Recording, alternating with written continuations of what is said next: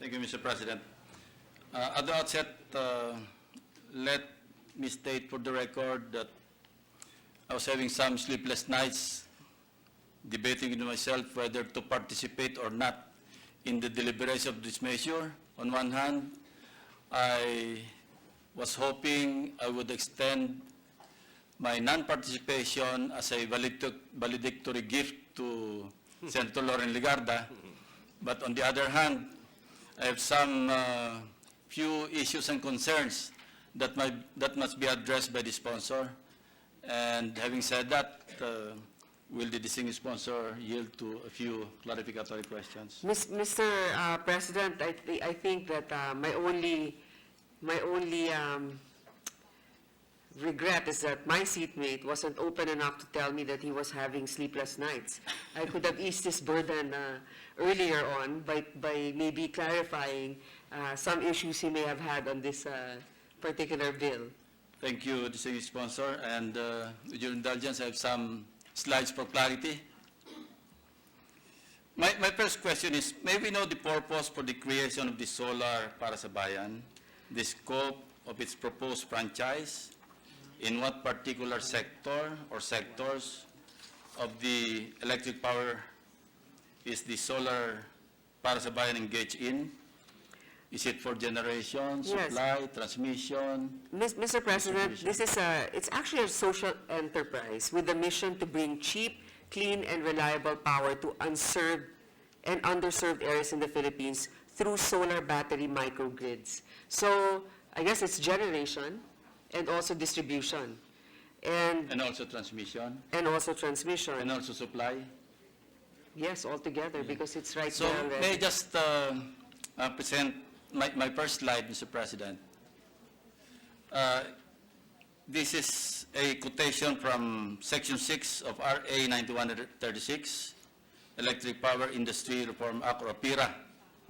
It says, power generation shall not be considered a public utility operation. For this purpose, any person or entity engaged or which shall engage in power generation and supply of electricity shall not be required to secure a national franchise. So if Solar Para sa Bayan is engaged in generation, why would it apply to secure a national franchise? When under the APIRA law, it does not need a national franchise, Mr. President. I suppose, Mr. President, because it is also in distribution. That's also part of it, that microgrids are not contemplated in APIRA. It's basically a new technology that incorporates all of these, which in the past are separate entities: distribution, generation, and transmission. Since it's a new technology, it's like bundled up all together, but since it has a component of transmission, they still have to secure a franchise. Well, under Section 29, it also says, any law to the contrary notwithstanding, supply of electricity to the contestable market shall not be considered a public utility operation. For this purpose, any person or entity which shall engage in the supply of electricity to the contestable market shall not be required to secure a local or national franchise. I think that's quite yes, clear enough. And that's a good point, Mr. President. I appreciate that the gentleman from Cavite has brought that up. It also raises our awareness in this new technology, which now perhaps Congress can deliberate and probably try to redefine which one is a public utility if it's a microgrid. Yeah, but it is not a fact that for a congressional franchise to be granted, one must operate a public utility. So my question is power generation or the generation of electricity considered a public utility operation? Mr. President, as citing the APIRA law, it clearly says that power generation is not, right? Power generation is not a public utility. Yes. On the other hand, this new technology, this microgrid technology, also has distribution and also has transmission. So in that way, how do we separate it? they still have to secure a franchise for those two other capabilities that they have. So I think they're erring on the side of legal caution. That's why they're securing this franchise. Because as you pointed out, as the gentleman from Cavite pointed out, if it's merely for generation, then clearly we don't even have to have this discussion. That is correct. Mr. Yeah. That's why I'm wondering why we are having this discussion. Because since Solar para sa Bayan is engaged in generation of power or electricity, why would it need to secure a franchise? Well, this is the official answer. While it is true that under the APIRA, the generation of electrical power does not require a national franchise, it is significant to note that the microgrid technology does not only involve generation, but also transmission and distribution of electric power, for which a franchise is required. Moreover, when the APIRA was enacted in 2001, the legislators could not have envisioned the microgrid technology when they drafted the law, considering that such technology is relatively new in the Philippines. Hence, one cannot now conclude that the legislators intended to exempt microgrid power system from the franchise requirement and to include their operators within the scope of the QTP program. Even ASEC Ergisa of DOE himself admitted in the Joint Committee hearing last January 28 that the DOE did not include SPSB in the coverage of QTP program.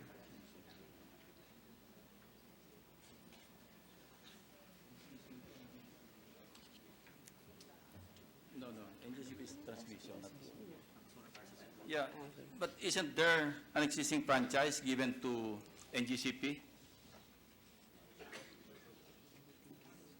To the transmission, yeah, distribution.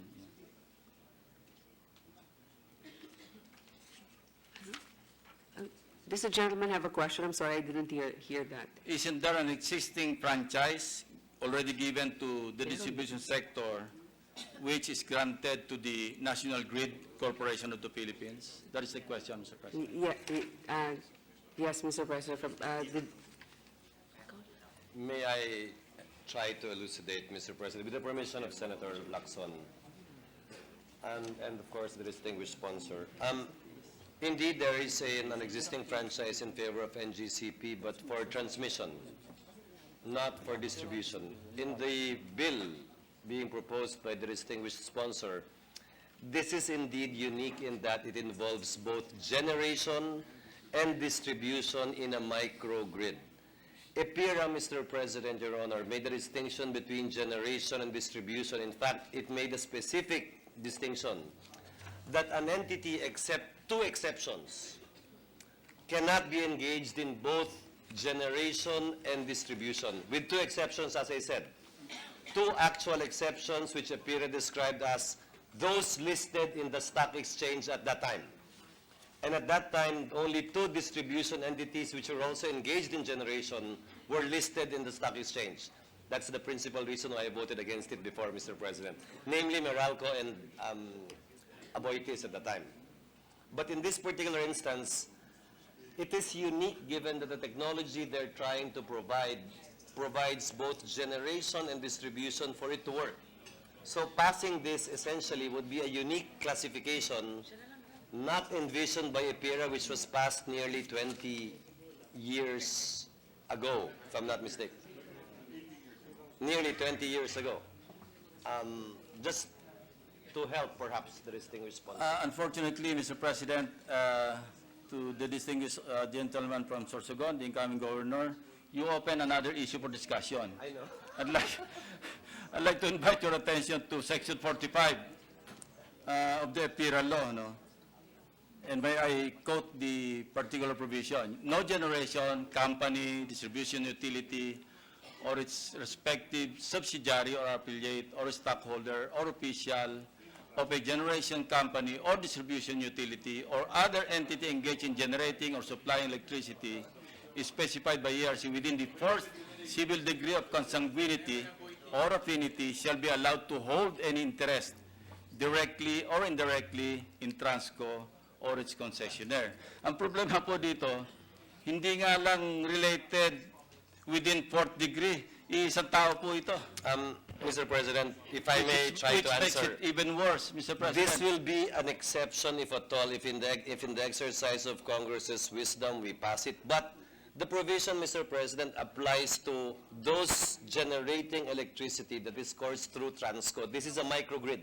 Then show me another law that would allow us to, pass this measure, Mr. President. There is no law that authorizes That is my point, Mr. Mr. President. There is no This law, would but be the a law is law very often by clear. itself, which would be an amendment of this one. But this is Transco, Mr. President. Again, when EPIRA was passed, we never, I was already part of Congress at that time, we never foresaw such a thing as a microgrid. We only saw a general system through Transco, giving a franchise to NGCP. Uy, huwag kang maalis. Ako, nag-aalo na ako dito. It's going on a wall, Mr. President. Which was not foreseen, Mr. President, when EPIRA was passed. So this is indeed unique. I admit as much, Mr. President. This is unique. In the Ikaw Bible. na ikaw chairman ng Mr. President, actually, 1 minute suspension, Mr. President. Suspend muna tayo. 1 minute Nawala yung suspension. sponsor. So let's have a, Go to the restroom. let's have a few minutes of suspension. Hindi natin nagawa yung slide. Yung specific.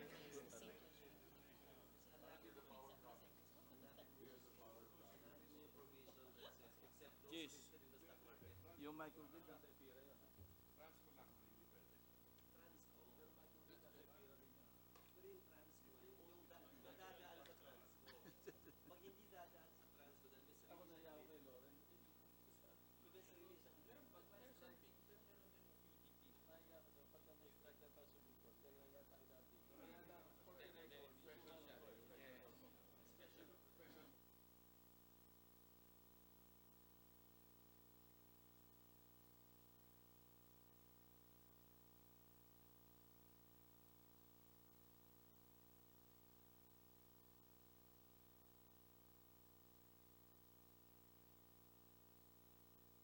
Ready to resume, Mr. President? Session resumed. Thank you, Mr. President. Mr. President, I believe the sponsor, Senator Grace, also tasks Senator Sherwin, her vice chairman of the committee, to sponsor the measure, especially the fact that Senator Sherwin was the one who had the hearings on this particular issue. So if it's all right with the good sponsor from, or the good gentleman from Cavite, to continue the interpellation, we recognize Senator Sherwin Gatchalian. All right, we recognize Senator Sherwin Gatchalian to continue sponsoring the measure.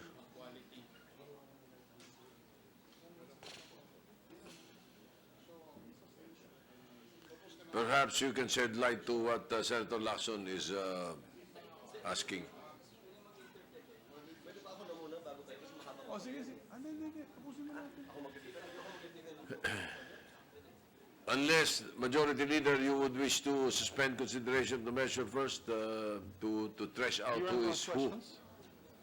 I believe the good minority floor leader would also like to propound some questions. So maybe with the permission of Senator Lacson, we could listen first to Senator Frank Dillon, our minority All floor right, leader. Senator Gatchalian, are you sponsoring the measure? Point of order, Mr. President. To whom do we raise or address our questions or interpellation? The It is now- sponsor has left. It is now the Senator Gatchalian, the ad hoc chair, who heard the bill. Mr. President, in fact, Senator Gatchalian earlier manifested his views on a number of provisions. I have a few questions myself. We are not opposed to this bill. I just want certain answers on the record, but If Senator Gatchalian wishes or allows, Are Few you questions. ready to sponsor the measure, Senator Gatchalian? In the period of interpellation?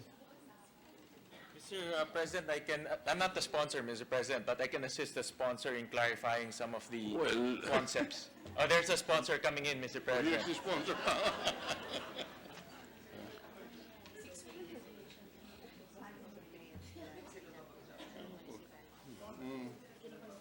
Considering that the sponsor is here and she has given you the floor, you may answer Senator Gatchalian. In the meantime, I'm temporarily yielding the floor to the minority leader. All right, therefore, the floor is given to the minority leader, Senator Frank Just Drilon. a The sponsor, few- Senator Poe? Yes, just a few administrative matters. I don't know what to call it, but Mr. President, I'd like to clarify that although I'm the main sponsor of this measure, my counterpart in this bill is actually the committee chairman of the Energy Committee, who's very knowledgeable about the provisions of this. And in fact, even more technical so when it comes to the definition of distribution, because public services is really more for just the franchise, but when it comes to the operation of the power plant or the type of energy production or distribution, it's really within the purview and expertise of our committee chairman on energy. So it is actually, he can actually answer some of the questions also. Yes, the measure, as I look at it, is being sponsored by the Committee on Public Services and the Committee on Energy. Yes, it's a joint. So Senator Poe and Senator Gatchalian are sponsors or co-sponsors of the measure. So the minority leader, you may propound your questions to any of the two sponsors. Can we bring back the first slide? Section 6, there. All right. Mr. President, it would appear, first question, is the solar para sa Bayan Corporation already operating today? Yes, Mr. President, it's operating in a few areas, Mr. President. It is operating in a few areas. And it is operating in a few areas without a legislative franchise. Yes, Mr. President. Yes, Mr. All right. President. If it is operating without a legislative franchise, that operation is legal and not and authorized by law. Mr. President, it's operating under the QTP program, the Qualified Third Party Program of the It's operating under Department of the Energy. QTP program, which means that it is authorized to operate. Yes, Mr. President. So why are we having this franchise? Mr. President, under the QTP program, it's only authorized to operate in unviable areas, Mr. President. But in this concept, we're also including underserved and unserved areas. Ito po yung mga walang kuryente, Mr. President. Under the IPIRA, underserved and unserved areas are not included in the QTP program, Mr. President. With this, we're now including underserved and unserved areas. Ito mga walang kuryente ho, Mr. President. Is it the intention to allow QTP in areas where there is no electricity? If it is allowed in areas with inadequate service, why should it not be allowed in areas which has no electricity at all? Correct, Mr. President. In the IPIRA, it's the QTP is limited to what they call unviable areas, Mr. President. But there are areas also which are underserved, meaning the supply of electricity is not 24/7.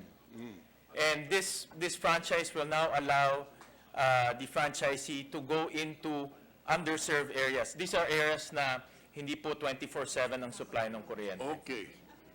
There is an enumeration of the barangays, municipalities, and cities of the provinces enumerated in on page 2, line 9.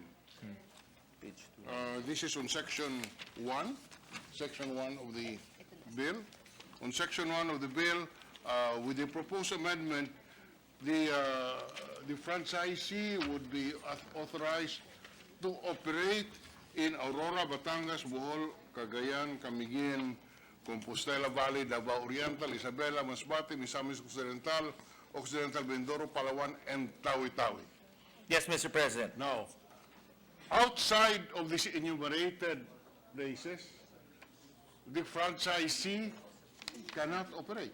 Yes, Mr. President, that is the concept. And the reason for that, Mr. President, is these areas have signified their intention to tap into the franchisees' services, Mr. President, All because right, they have high I just concentration. want to clarify that, because on the basis of your answer earlier, you need this franchise in these areas enumerated in section 1, line 9, and the provinces are enumerated here. Yes, So Mr. that, on the record, you're saying that the proposed franchisee cannot operate in areas outside of these provinces and cities in the enumerated provinces. Correct, Mr. President, that is the... All right. Mr. President, just a clarification. Senator Recto, Based on the question of the minority leader and the answer of the chairman of the Committee on Energy, I think the chairman said that the franchise grantee will only operate in these areas Yes. enumerated. Is that correct? Yes, Mr. President. But isn't there another provision here that the DOE will determine which are the other underserved, unserved, unviable remote areas? Yes, Mr. President, inside those provinces, Mr. President. Only inside this province. Correct, Mr. President, because the rationale for that is those provinces have already signified to tap into the services of the franchisee, Yeah, Mr. what President. about the other provinces that are underserved, unserved, unviable? They are not allowed to operate? It's not allowed to operate, Mr. President. In fact, Mr. President, the phrase "to be determined by the Department of Energy" was deleted. Yes, Mr. President, correct. So it is the Congress now who determines the places where the franchisee will operate and not the department. Correct, Mr. President, outside of these provinces, Mr. President. So the franchisee is limited in the operation on this, in this island, in these provinces, Mr. President. What And if there- yes, Mr. President. What if I introduce an amendment after Tawi-Tawi, which would read as follows, and any other areas where an electric utility is granted its consent? And what? And in any other areas where an electric utility has granted its consent. Let's say a distribution utility allows them to operate. We would open up the possibility if a distribution utility would allow them to operate in a particular area outside of these provinces. Would that be acceptable?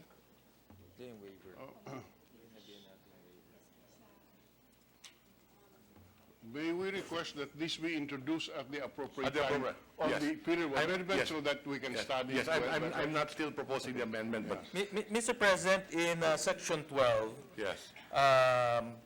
we actually included an amendment here, Mr. President, that if DOE, as soon as DOE determines the unviable, unserved, and underserved areas, the franchisee, Solar Power Supply, can already enter that areas without requiring or without the necessity of a waiver from that utility. So they can already go in and operate. Okay. In the present Therefore- system right now, Mr. President, you still need the waiver from the utility. Yes. Okay, in effect, as I said earlier, it is possible for Solar Non-Bayan to operate outside of these enumerated provinces if the DOE says this particular area is underserved, unserved, remote, and unviable. Yes, Mr. President, as long as it undergoes the competitive selection process that we included here as an amendment. So, for That's example, Mr. President, the DOE will say, this is an unserved area. We will open this to a competitive selection, to a bidding. Private companies can come in, including Solar Para sa Bayan, Mr. President. So, the consumers now will enjoy the lowest rates that the private sector will offer. One example, one last question, Mr. President, for me to understand also. Let's say a high systems loss, an area where you have a distribution utility with a high systems loss. For example, 15% systems loss. Would that be considered as, what is the term used? Performance. Underserved? No, Mr. President. A high system loss is not included in the any of the definitions in the underserved, unserved, and unviable areas. Shouldn't we promote competition in areas where you have lousy electricity? In the Maraming blackout, maraming brownout, mataas ang systems loss. yung brownout and blackout, Mr. President, will fall under the underserved definition. What about high systems loss? Mahal yung kuryente. It's not going to fall under the definitions of...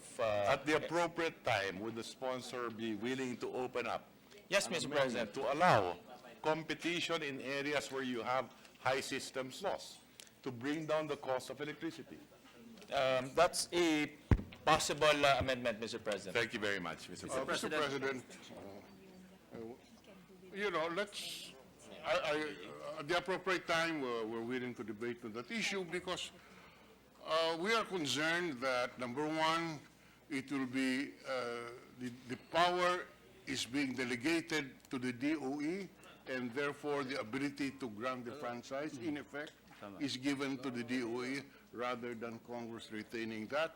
The second point is that I cannot imagine the confusion on the ground where on the allegation that the area is underserved or that the the line losses are 15%, that the DOE will allow another franchisee to come in. Actually, Mr. President, right now, under the QTP program, the DOE determines the unviable areas and opens those unviable areas to private sector to come in. We're just expanding the scope to include unserved and underserved areas, Mr. President. So it's incumbent upon DOE, once again, to determine the unserved and underserved areas, Mr. President. Mr. President, just for clarification, would unserved and underserved areas also refer to unviable or remote and unviable villages?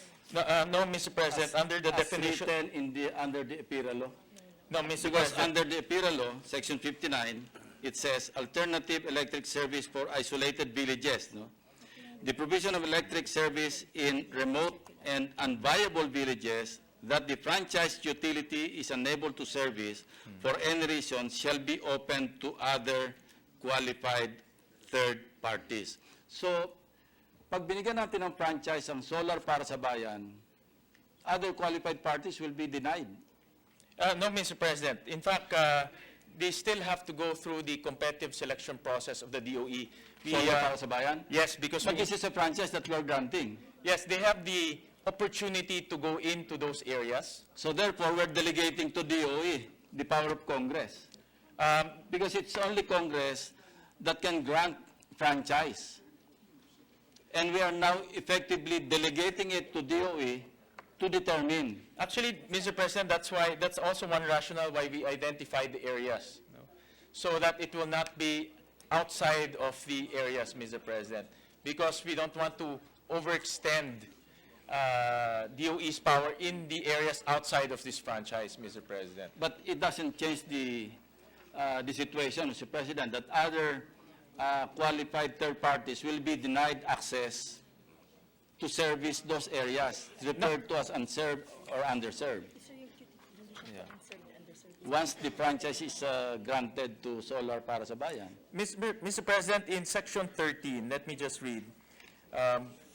Competition in remote and unviable, unserved and underserved areas.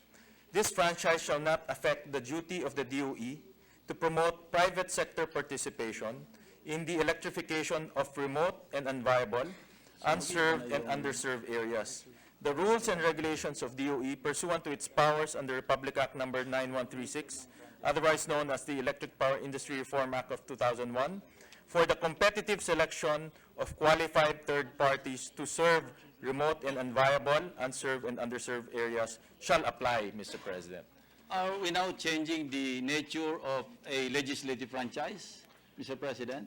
That Congress is empowered or authorized to grant? Mr. President, in a typical franchise, it's a location-specific. And, for example, a utility is granted one franchise in a specific location. That is exactly my point, Mr. President. Once we grant franchise to solar para sa bayan, in those so-called unserved and underserved areas, we're in fact denying already other qualified third parties.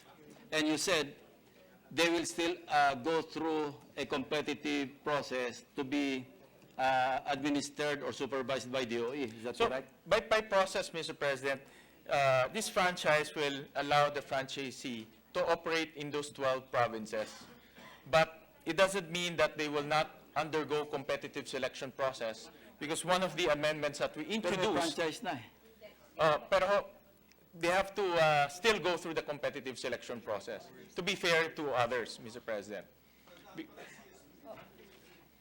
But we've already granted the franchise. So a franchise is a contract between the franchisee and the government. Di ba? Correct, but to allow fair play and participation of other private entities, we included the provision that they should still comply with the competitive selection process. Mr. So we are in effect changing the nature of a legislative franchise being issued to a franchisee. For this purpose, Mr. President, just to ensure that there is fair play in those areas, Mr. Constitutional na President. yan. May I interject, Mr. President, with the permission of the two gentlemen? Mr. President, may I interject? Yes, please proceed. Yes. For clarity to Senator Drilon and Senator Lacson, full disclosure, I'm also into the power business. I'm also into the power business. I'm a small power producer in Mindanao.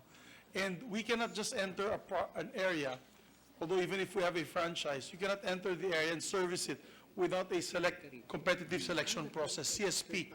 In other words, the government, you have to bid for the best price for the services that you're going to give. Hindi po siya sure thing. And you don't build the plant, you don't build the solar power plant or the bunker diesel plant or the hydro plant unless you have that CSP, competitive selection process. And mahirap po yan kasi dadaan, para Swiss challenge po yan, the cooperative would basically say, we need this power, we need 5 megawatts. Who can give us the best price at the best rates? So, mag-apply po kayo. So, hindi po automatic sa kay solar para sa bayan na even if they have a franchise to enter these areas, hindi po siya automatic na makukuha po niya ang kontrata ng mga areang ito. Actually, Mr. President, just to add to the comment of the good majority floor, tama po si Senator Lacson na if a utility is given a franchise, automatically you have exclusive rights to operate in that franchise. Kaya nga, tama rin po yung sinasabi ni Majority Leader kung walang franchise. Pero pag may franchise na, hindi na tama yung sinasabi ng Majority Leader. What we introduced, Mr. President, because there are areas there in the exclusive franchise which are underserved, wala pong mga kuryente, or underserved, hindi po 24/7 kuryente. This will allow the franchisee to enter into those unserved and underserved areas, but they have to go through the competitive selection process. So, After the grant of the franchise, after the grant of the franchise, Mr. President. I cannot quite reconcile this statement, Mr. President, with the... To be honest, Mr. President, the grant of the franchise here is more favorable for them on the distribution side. Power companies, power plants do not need a franchise. Of If course. you're putting up a, whatever, coal fire, you don't If need a you're into franchise. generation, you don't need a Not a franchise. franchise. Correct, sir. That's why, that was my initial question Yes, sir. earlier. that since Solar para sa Bayan is a generation entity, why are they applying for a franchise? Because they want to come up with a mini grid. Basically, ang gusto nila, power generation, distribution to the barangays, yung unsupplied barangays, and then pati collection ng bayad. Parang naging power plant and Meralco all in one. Yung distribution kasi, kailangan ng franchise yun. Therefore, they'll be in a dominant position. Well, according to them, according to the people I talked to, and during the hearing, it is a non-exclusive. In other words, pwede din pumasok ang iba. Franchise is always exclusive. It's a non-exclusive franchise. And let me also point out, But the Mr. President, franchise is always exclusive, Mr. President. Hindi naman po, kasi katulad ng airline, Mr. President, airlines are not exclusive. I mean, there's a Sa mga Bupak. routes nila. Hindi na, sir, kasi yung routes are around the Philippines is being flown by several airlines. It's the regulatory body that decides. and Mr. President, let me just also point out, Mr. President, that the aim of this measure is to really serve the areas which are may brownout po, wala pong kuryente, hindi po 24/7 yung kuryente, and allow this type of technology to go into those areas, Mr. President. Mr. President, with the permission of the gentleman, Minority leaders recognized. yes, the good sponsor said that this franchise is non-exclusive. Do Yes, we Mr. confirm President. that? Yes, Mr. President. So that anybody else could get into the areas enumerated in Section 1, or in Section 2. In Section, ano ba yun? Yeah, any other entity, any other entity can enter into the areas enumerated in Section 1 as amended by the committee report. Correct, Mr. President. For example, So, Yes. if it is a non-exclusive franchise, all right, in the other areas not mentioned here, there is no prohibition for the grantee to operate in those areas not enumerated in Section 1. Mr. President, there's a program, a current program right now in the DOE. It's called the QTP program, but it's limited to unviable areas. So, Solar para sa Bayan doesn't need to have a franchise to operate in those unviable areas within the QTP program of DOE right now. But in this case, we added unserved and underserved areas. Because DOE does not have that concept yet. So that's why we are allowing it in through this franchise, Mr. President. So what would make it unserved or underserved? It's It's unserved because it's unviable. not necessarily, Mr. So, President. yes. Not necessarily. We actually defined it here, Mr. President, the unserved, underserved areas and unviable areas. And the unviable areas is lifted out of the IPIRA, Mr. Yes, President. that is correct. If they will have to go through some competitive process, so we might as well disregard the franchise. There's no need because they will go through a competitive process anyway to be supervised by DOE. So why would we still grant a franchise? There's no need. Mr. President, but they will only be, if we don't have a franchise, they can only operate in unviable areas. So if you don't grant a franchise right now, they will fall under the unviable areas Yes, but concept if of we grant them the DOE. franchise, they will have exclusive right to operate in those areas. So therefore, they will deny other qualified third parties. That's why, Mr. President, we're also... So they will go through the competitive process. So if Correct. that's the case, why do we need a franchise to be granted to Solar para sa Bayan? Because, Mr. President, in this franchise, we also opened up the unserved and underserved areas. Nagdagdag ho tayo ng dalawa pang category, which is unserved. Ito po yung walang kuryente talaga. And underserved, ito po yung less than 24/7 yung kuryente ho nila, Mr. President. So right now, meron ho unviable. No? But in underserved and unserved, yung po ang wala. And that's what we included here. But it doesn't mean that they can enter immediately. DOE needs to undertake a competitive selection process, Mr. President, so that we even out the playing field and allow the best price for the customers, Mr. President. Mahirap i-reconcile eh. Minority Leader. In the provision of Senator Lacson, we say that the standard is remote and unviable, unserved, and underserved. Is that correct? Yes, yes, Mr. President. We included cities.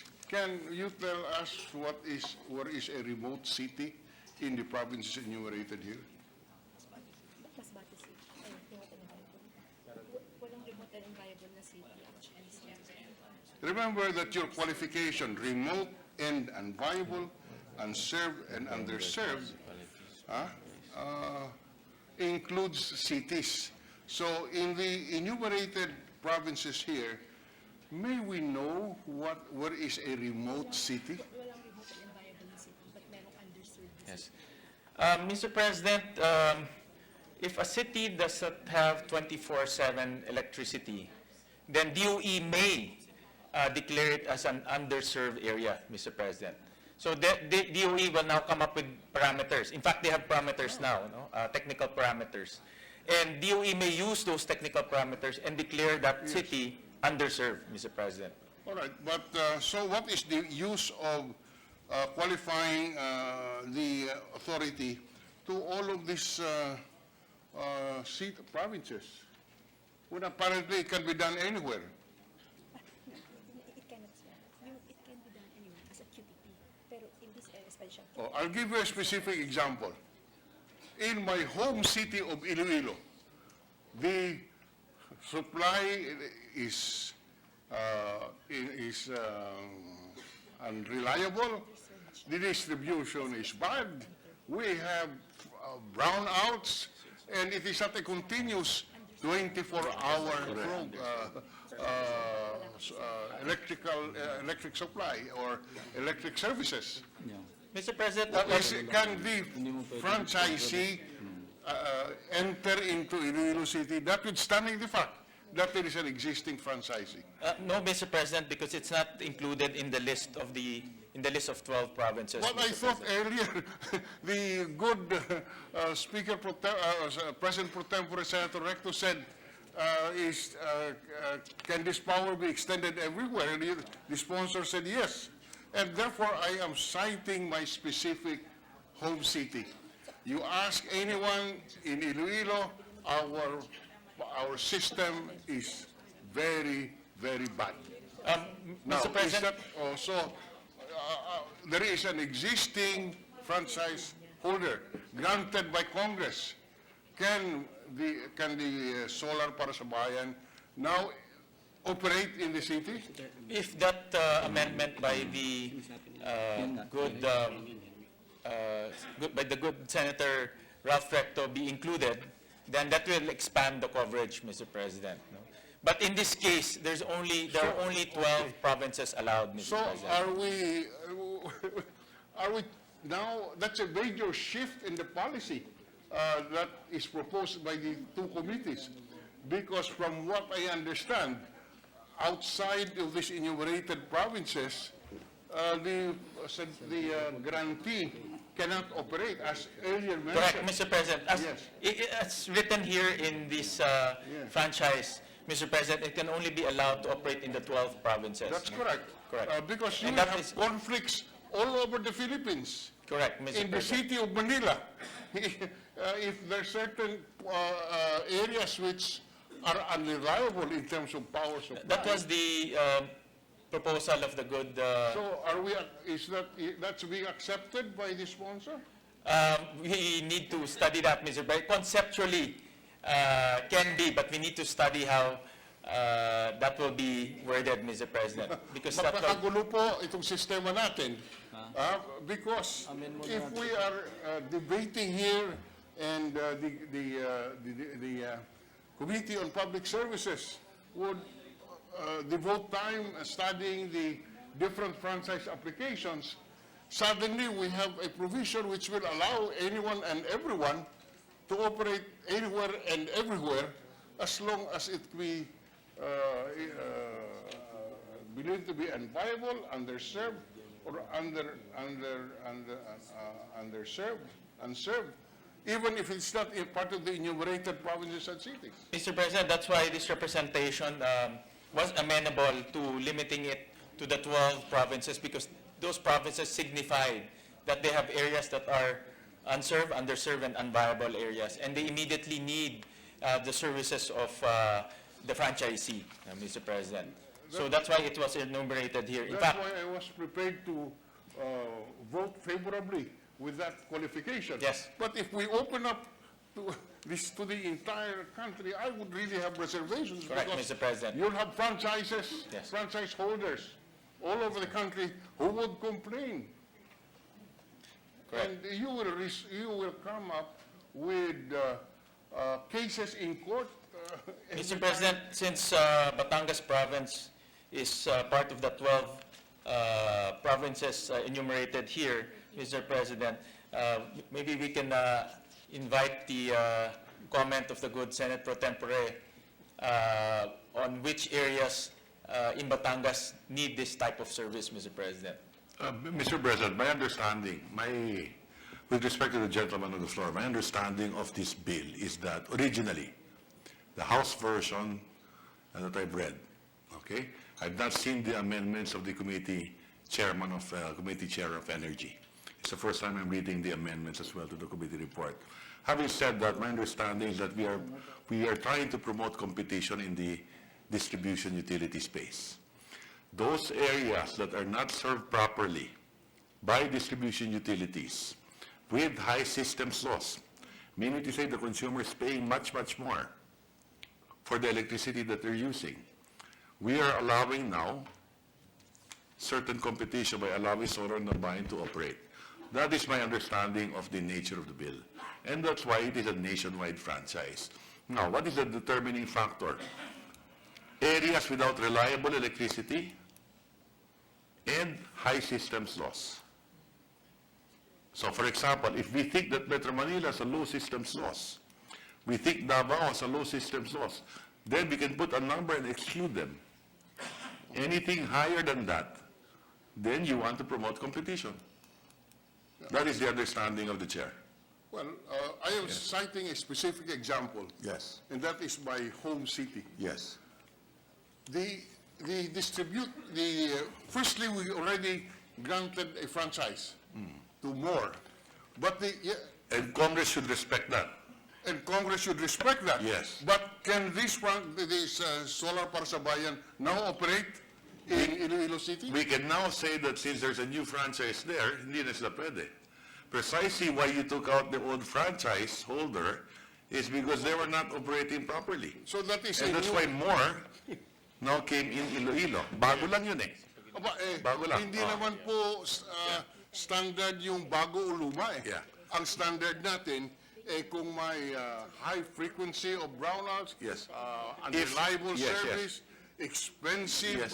Power, Understood. those are the We elements will listen, correct. We will So- listen to the minority leader, and if Iloilo should be exempted from this, then we should accept it from this. No, it cannot be done that Yeah. way. Otherwise, it will become class legislation again. We just have to have a standard. Yeah. And I was prepared to accept the amendments on number 4 on page 2 of the committee report. But if the standard now is that anywhere it can be done, even if there's an existing franchise holder, I would have policy issues on that, and we should go back and study it well, Mr. President. Yes, the sponsor? My other issue, Mr. President, is if, with the permission of the minority leader, are we not establishing a precedent in passing this bill, in the passage of this measure, Mr. President? Because iniiba na natin yung nature ng franchise. Look at Section 13, Mr. President. No? We're actually amending a PIRA law. Dahil sabi kanina ng sponsor, iba naman yung definition ng unviable from unserved and underserved. If that's the case, we're amending the APIRA law. And can a special law amend a general law? We're not. That's another question. Actually, Mr. President, we're not amending the IPIRA law. But you redefine nga eh. You have a different definition of an unviable area or whatever. Mr. President, the unserved and underserved areas are not defined in the IPIRA law. They only Yes. define unviable areas. Unviable is mentioned under the APIRA law. Correct, Mr. President. So that is consistent here in this franchise, Mr. President. Same definition. Ano po. difference nga ng unviable sa unserved and underserved? Oo. Let me just read, Mr. President.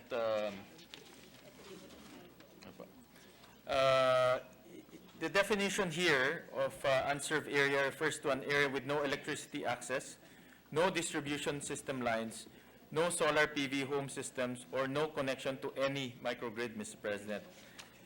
Remote and unviable areas, Mr. President, refers to a geographical area within the franchise area of a distribution utility where immediate extension of distribution line is not economically feasible due to the distance away from the nearest facilities, Mr. President. So this is lifted out of IPIRA, Mr. President. And the other issue is, as I said, we're establishing a precedent because we're granting a franchise for a non-public utility entity that is engaged in power generation and supply. That Actually- would not need a franchise. And we're granting them a franchise being a generation and supply entity, Mr. President. Mr. President, microgrid, by definition, is a generator and also a distributor. And typically, it serves a small geographic area, Mr. President. So the reason why it needs a franchise, because it will also collect from households. So typically, they will have a typical microgrid will have a solar PV, batteries, and they will now distribute it to homes. And they will now collect fees from those homes. That's why they need a franchise. So they will attain a dominant position in comparison to the other entities kasi meron silang generation, may supply, may distribution, may transmission. That's why we So, need that. babangga na naman tayo doon sa yung pinasa natin, Philippine Competition. That's why, Mr. President, that's why we included a competitive selection process. So DOE Then- opens up that location. They will Which is undergo delegated bidding. to DOE. Yes, because that's the process right now. So if that's the case, why would we need, why would they need a franchise? Kung Mr. meron din competitive process. Because, Mr. President, they will serve households with electricity, and they will need to collect, they will charge the households for the use of those electricity. So basically, they're also a distribution company, albeit a small distribution company. But the nature of a microgrid is a distributor as well as a generator of power. I think we better sort it out muna, Mr. President, among ourselves. In that case, I request for 1 minute suspension. Usapan muna namin ni Sir Winton. Session suspended.